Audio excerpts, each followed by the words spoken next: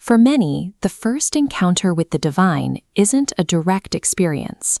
It arrives in fragments, the sound of a temple bell, a story about Rama, or a specific name whispered during prayer. This initial understanding is often inherited through the physical actions of the people around us. It is a mother teaching a child to fold their hands, or a father navigating the path to a temple. The Taittiriya Upanishad provides a specific instruction regarding these figures: Matru Devo Bhava, Pitru Devo Bhava, Acharya Devo Bhava. It asks the student to regard the mother, the father, and the teacher with the same reverence usually reserved for the divine. A teacher is placed in this position because they provide more than data. A true guide provides the lens through which a student begins to see the world differently. In the Bhagavad Gita, Arjuna stands on a battlefield, paralyzed by indecision. He is not a novice. He has strength, he has skill, and years of experience. His situation suggests that possessing worldly intelligence does not prevent a person from becoming lost. Even the most capable individuals encounter moments where their existing knowledge is no longer enough. When Krishna describes how to approach a teacher, he focuses on humility and sincere questioning. He explicitly avoids demanding blind, unquestioning belief. Inquiry is an active part of the spiritual journey. A guide doesn't have to resolve every doubt with a rigid answer.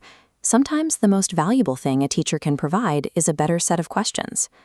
The Bhagavata Purana introduces a figure known as an Avadhuta, who expanded the definition of mentorship. He claimed to have learned from 24 different gurus. These were not 24 human saints.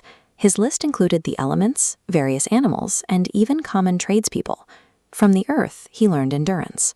Despite being disturbed by those who live upon it, the earth continues to support life without condition. The sky taught a lesson on perspective. Storms appear and clouds gather, but they eventually pass. The sky remains. Our thoughts and problems often resemble that weather, obscuring a vastness that is always present. He even learned from an arrow maker. The craftsman was so focused on his task that the distractions around him ceased to exist, a lesson in concentration that remains relevant in an age of constant digital notifications. When a person practices deliberate observation, the distinction between a classroom and the natural world fades. The entire physical environment becomes an active teacher. The most striking part of the Avadhuta's journey is that his gurus weren't always symbols of perfection. He learned from a moth rushing toward a flame, attracted to the very thing that destroys it.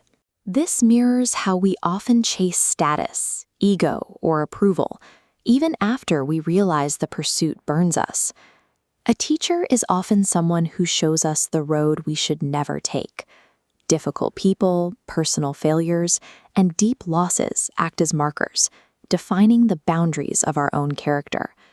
This perspective reveals that we have had far more gurus in our lives than we previously realized. The Rig Veda contains the expression, Ekam Sat Vipra Bahuda Vadanti. Truth is one, though the sages speak of it in different ways. It suggests that various sacred forms are all part of a single human search. A single source of light enters a structure through windows of different shapes and colors.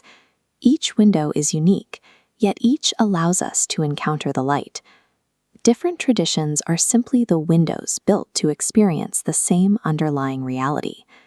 The divine is often treated as something to be found, a destination at the end of a pilgrimage, or a secret hidden within a scripture. We might spend years asking, why did this happen to me? But shifting that question to, what did this teach me, changes how we categorize our history. The search for God often begins as an attempt to learn about a subject, but a life of observation suggests that the divine is actually the teacher, speaking through the elements, the painful mistakes, and the strangers we encounter. When we are willing to learn, the whole world becomes the guru.